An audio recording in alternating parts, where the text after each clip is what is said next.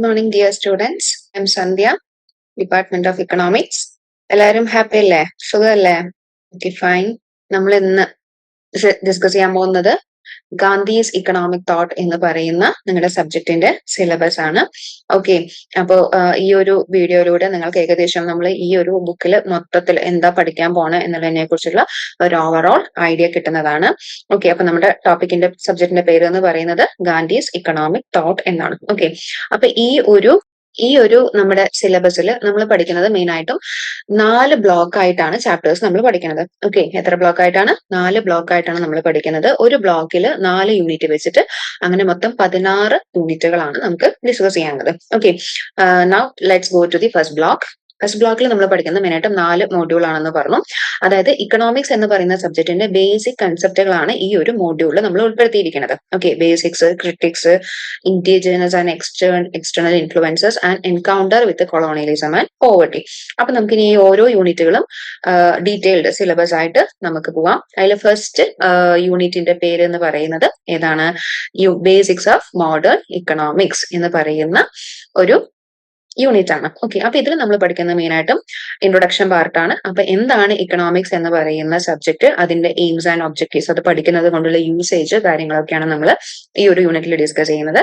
Then economics എന്ന് പറയുന്ന സബ്ജക്റ്റിന്റെ history, അതായത് നമ്മൾ കുറെ പേർക്ക് അറിയാം, നമ്മൾ ഡിഗ്രി ലെവലിൽ നമ്മൾ ഇക്കണോമിക്സ് പഠിക്കുമ്പോൾ ആദ്യം ഇതിന് ഇക്കണോമിക്സ് എന്നുള്ള പേരായിരുന്നില്ല, പൊളിറ്റിക്കൽ ഇക്കോണമി അല്ലെങ്കിൽ പൊളിറ്റിക്കൽ സയൻസ് എന്നുള്ള പേരിലൊക്കെയാണ് നമ്മൾ ഇത് പഠിച്ചിട്ടുണ്ടായിരുന്നത്. ഓക്കെ, അപ്പൊ ഇക്കണോമിക്സിന്റെ ഹിസ്റ്ററി നമ്മൾ ഈ ഒരു ചാപ്റ്ററിൽ ഡിസ്കസ് ചെയ്യുന്നുണ്ട്. ക്ലാസിക്കൽ ഇക്കണോമിക്സ്, അതായത് നമ്മുടെ ഫാദർ ഓഫ് ഇക്കണോമിക്സ് ആരാണ്?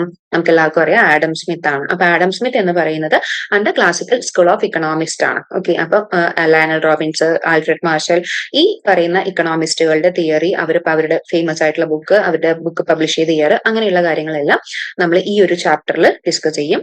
ദെൻ മോഡേൺ ഇക്കണോമിക്സ് എന്ന് പറയുന്നത് കെയ്ൻസിന്റെ, അതായത് 1930s കെയ്ൻസിന്റെ ജനറൽ തിയറി എന്ന് പറയുന്ന ബുക്കിന്റെ പബ്ലിഷിങ്ങോട് കൂടിയാണ് മോഡേൺ ഇക്കണോമിക്സ് എന്ന് പറയുന്ന ഒരു പുതിയൊരു വേർഷൻ തന്നെ സ്റ്റാർട്ട് ചെയ്യുന്നത്. അപ്പൊ മോഡേൺ ഇക്കണോമിക്സ് എന്ന് പറയുന്ന സബ്ജക്റ്റിനെ കുറിച്ചിട്ടുള്ള ഡീറ്റെയിൽഡ് നോട്ട്സും നമ്മൾ ഈ ഫസ്റ്റ് മോഡ്യൂളാണ് പഠിക്കാൻ പോകുന്നത്. ഓക്കെ, സെക്കൻഡ് മോഡ്യൂളാണ് critic of modern economics. Okay, അതായത് ഈ മോഡേൺ ഇക്കണോമിക്സ് 1930s വരെ നമ്മൾ ഫോളോ ചെയ്തിരുന്ന കൺസെപ്റ്റുകളെല്ലാം കെയ്ൻസിന്റെ ബുക്ക് പബ്ലിഷിംഗ്, അതായത് general theory of employment, interest and money എന്ന് പറയുന്ന ബുക്കിന്റെ പബ്ലിഷിങ്ങോട് കൂടി പഴയ, അതായത് ക്ലാസിക്കൽ ഇക്കണോമിസ്റ്റുകളുടെ കൺസെപ്റ്റുകളെല്ലാം ഒരു റീഷഫിൾ ചെയ്തിട്ടാണ് ഈ ഒരു തിയറിയിൽ നമ്മൾ പഠിക്കുന്നത്. ഓക്കെ, അപ്പൊ ഓൾവേസ് നമുക്കറിയാം ആ ഒരു മോഡേൺ ഇക്കോണമിയെ ക്രിട്ടിസൈസ് ചെയ്യാൻ ഒരുപാട് പുതിയ ഇക്കണോമിസ്റ്റുകൾ ഉണ്ടാവും, അല്ലെങ്കിൽ ഈവൻ പഴയ ഇക്കണോമിസ്റ്റുകൾ ഉണ്ടാവും. ഓക്കെ, അപ്പൊ അതിൽ നമ്മുടെ ഗാന്ധിജിയും എന്ത് ചെയ്തിട്ടുണ്ട്? മോഡേൺ ഇക്കോണമിയെ ക്രിട്ടിസൈസ് ചെയ്തിട്ട്, മോഡേൺ ഇക്കണോമിക് കൺസെപ്റ്റുകളെ ക്രിട്ടിസൈസ് ചെയ്ത് പറഞ്ഞിട്ടുണ്ട്. ഓക്കെ, ആ ഒരു ക്രിട്ടിസൈസേഷൻ ഏതൊക്കെ ലെവലിലാണ് എന്നുള്ളതാണ് നമ്മൾ യൂണിറ്റ് 2 നമ്മൾ ഡിസ്കസ് ചെയ്യുന്നത്. Okay, then what about unit 3, that is indigenous and external influences. അതായത് നമ്മുടെ ഈ ഒരു ബുക്ക് എന്ന് പറയുന്നത് തന്നെ ഗാന്ധിയുടെ ഇക്കണോമിക് തോട്ടുകളെ കുറിച്ചിട്ടുള്ള ഒരു ബുക്കാണെന്ന് പറഞ്ഞിട്ടുണ്ടായിരുന്നു അല്ലെ. അപ്പൊ ഗാന്ധിജിയെ ഒരുപാട് internal and external sources influence ചെയ്തിട്ടുണ്ട്. ഇന്റേണൽ സോഴ്സസ് എന്ന് പറയുമ്പോൾ ഇപ്പൊ ഗോപാൽ കൃഷ്ണ ഗോഖലെ, ജവഹർലാൽ നെഹ്റു, ഇവരുടെ കൺസെപ്റ്റുകളെല്ലാം ഗാന്ധിയെ ഇൻഫ്ലുവൻസ് ചെയ്തിട്ടുണ്ട്. പോരാത്തതിന് എക്സ്റ്റേണൽ സോഴ്സസും പറയുന്നുണ്ട്. എക്സ്റ്റേണൽ സോഴ്സസ് എന്ന് പറയുകയാണെങ്കിൽ ഇപ്പോ ലിയോ ടോൾസ്റ്റോയുടെ ബ്രെഡ് ആൻഡ് ലേബർ എന്ന് പറയുന്ന കൺസെപ്റ്റ്, അതൊക്കെ എന്താണ്? ഗാന്ധിജിയെ ഇൻഫ്ലുവൻസ് ചെയ്തിട്ടുള്ള എക്സ്റ്റേണൽ സോഴ്സസ് ആണ്. ഓക്കെ, അപ്പൊ ആ സോഴ്സസുകൾ, ഇന്റേണൽ ആൻഡ് എക്സ്റ്റേണൽ സോഴ്സസുകളെ കുറിച്ചിട്ടുള്ള ഒരു ഡീറ്റെയിൽഡ് അനാലിസിസ് ആണ് നമ്മുടെ യൂണിറ്റ് 3 പറയുന്നത്. Okay, then what about unit 4, that is encounter with colonialism and poverty. അപ്പൊ നമുക്കറിയാം 1947 വരെ നമ്മുടെ ഇന്ത്യ എന്ന് പറയുന്നത് as A colony of Britishers. Okay, ബ്രിട്ടീഷുകാർ നമ്മളിവിടെ വന്ന് റൂൾ ചെയ്ത് നമ്മുടെ റിസോഴ്സസ് എല്ലാം അവർ ഡ്രെയിൻ ചെയ്ത് ബ്രിട്ടനിൽ കൊണ്ടുപോയി. അങ്ങനെ ഒരുപാട് നമ്മൾ ഒരുപാട് എന്ത് ചെയ്തിട്ടുണ്ട്? എക്സ്പ്ലോയിറ്റ് ചെയ്തിട്ടുണ്ട്. അതായത് India become A colony of British till 1947. അങ്ങനെയാണ് നമുക്ക് 47 ഇൻഡിപെൻഡൻസ് കിട്ടിയത്.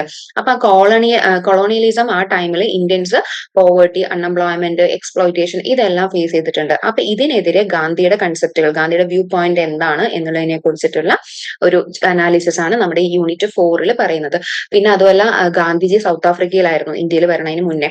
അപ്പൊ അവിടെ റേഷ്യൽ ഡിസ്ക്രിമിനേഷൻ ഒരുപാട് എന്ത് ചെയ്തിട്ടുണ്ട്? ഫേസ് ചെയ്തിട്ടുണ്ട്. സോ അതിനെക്കുറിച്ചും നമ്മൾ ഈ ഒരു ചാപ്റ്ററിൽ ഡിസ്കസ് ചെയ്യും. ഓക്കെ, അങ്ങനെ 4 മോഡ്യൂള്, അതായത് 4 ചാപ്റ്റർ അണ്ടർ ബ്ലോക്ക് 1 നമ്മുടെ കഴിഞ്ഞു. ദെൻ നമ്മൾ പോകുന്നത് ബ്ലോക്ക് 2 എഗെയിൻ ഇവിടെ 4 ചാപ്റ്റേഴ്സ് വരുന്നുണ്ട്.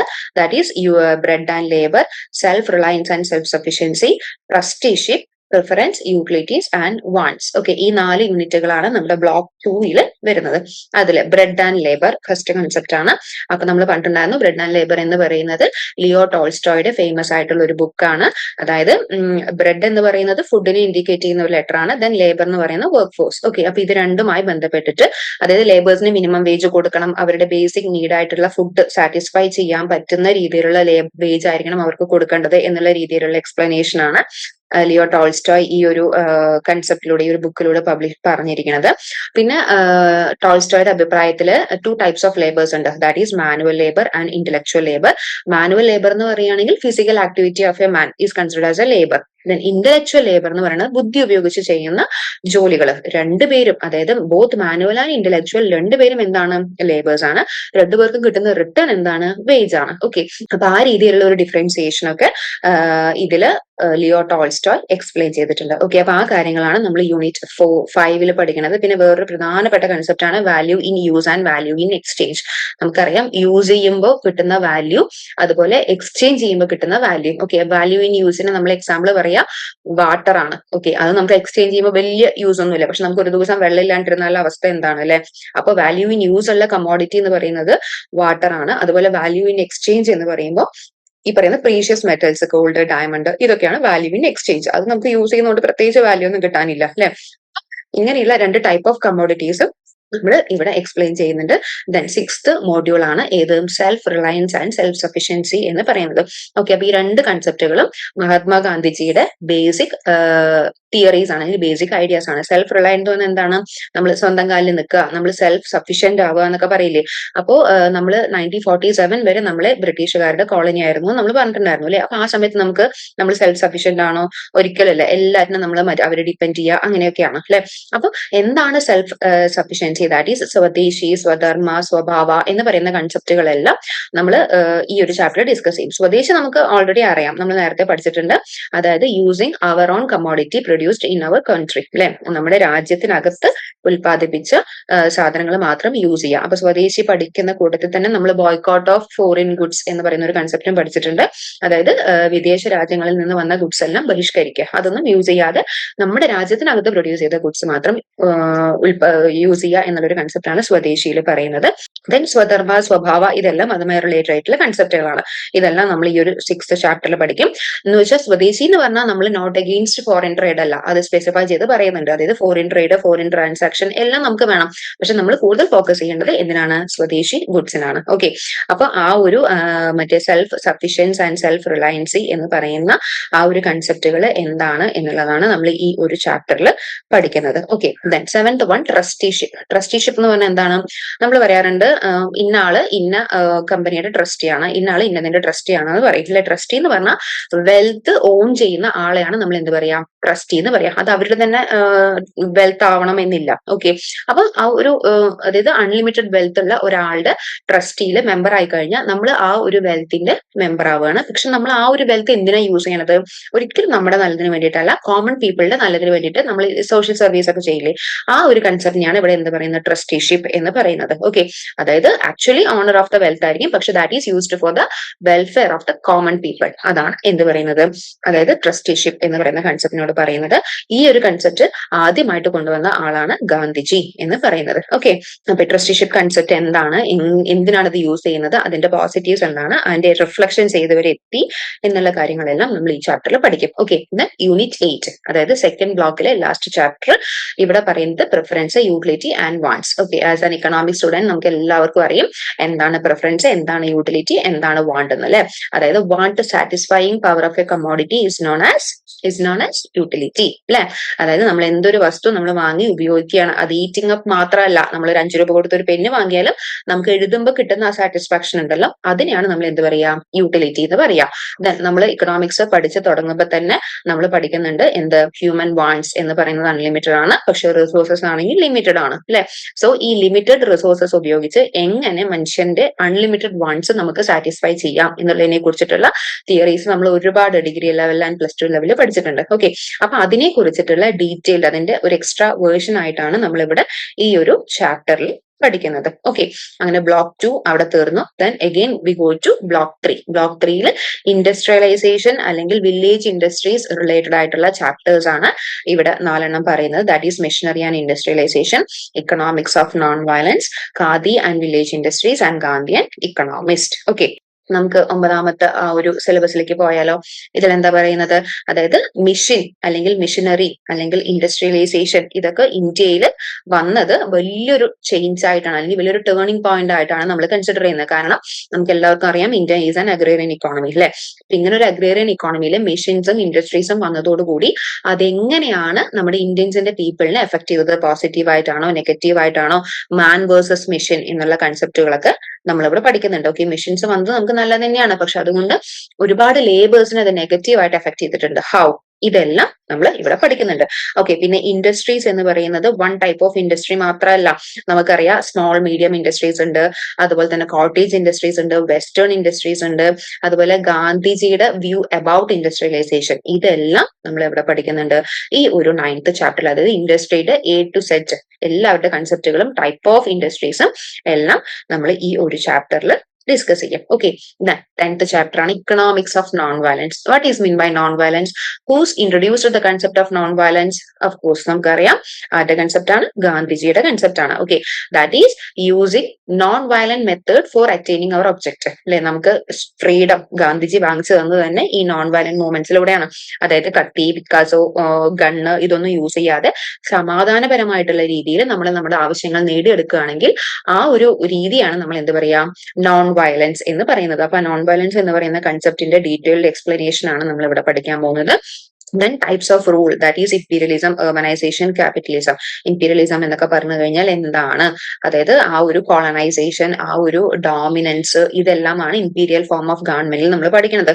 ദെൻ urbanization എന്താണ്, അതായത് എഡ്യൂക്കേഷൻ ഓർ ജോബിന്റെ ആവശ്യത്തിന് വേണ്ടിയിട്ട് നമ്മൾ റൂറൽ ഏരിയാസിനെ എല്ലാം എന്തായി മാറ്റുകയാണ്, urban ആക്കി മാറ്റുകയാണ്, അല്ലെങ്കിൽ അർബനിലോട്ട് നമ്മൾ മൈഗ്രേറ്റ് ചെയ്യാണ്. അപ്പൊ ഈ സംഭവങ്ങളുടെ എന്താണ് detailed syllabus. Then capitalism. Capitalism അറിയാലോ, അതായത് മുതലാളിത്ത ഭരണരീതി, അതിനെയാണ് നമ്മൾ എന്ത് പറയാ, ക്യാപിറ്റലിസം എന്ന് പറയുന്നത്. ഓക്കെ, അതായത് അവിടെ ഒരുപാട് ഡോമിനൻസ് ഉണ്ടാവും. ഓക്കെ, അപ്പൊ ഈ ഒരു കൺസെപ്റ്റുകളെ കുറിച്ചിട്ടുള്ളതും പിന്നെ നോൺ വയലൻസ് എന്ന് പറയുന്നത് ഇക്കോണമി എത്രത്തോളം സഹായിച്ചിട്ടുണ്ട്.